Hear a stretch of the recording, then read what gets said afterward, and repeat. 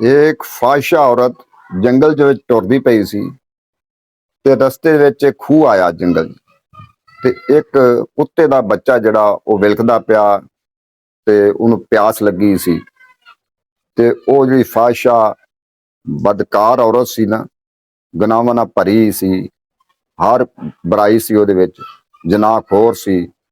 ਤੇ ਉਹਨੇ ਆਪਣੇ ਜੁੱਤੀ ਦਾ ਪੈਰ ਕੱਢ ਕੇ ਜੁੱਤੀ ਦੇ ਨਾਲ ਤੇ ਆਪਣੇ ਦੁਪੱਟਾ ਲੈ ਕੇ ਤੇ ਉਸ ਜਾਨ ਬਲਬ ਜਿਹਨੂੰ ਪਿਆਸ ਲੱਗੀ ਕੁੱਤੇ ਨੂੰ, ਉਹਨੂੰ ਪਾਣੀ ਪਿਆਇਆ।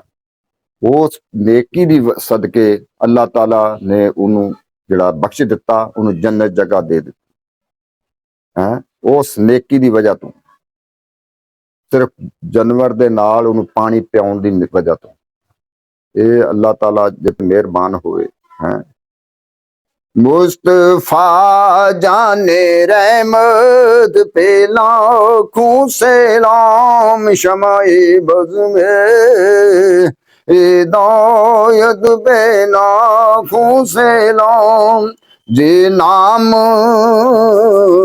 कोई काम बिगड़ने नहीं देता, बिगड़े हुए भी बना देता है नामे मोहम्मद। रसूलुल्लाह तो सदके जान मेरी, ए फानी जिंदगी आका कुर्बान हूँ मेरी। आज मलादुन नबी है क्या सहाना ही नूर है, नूर वाला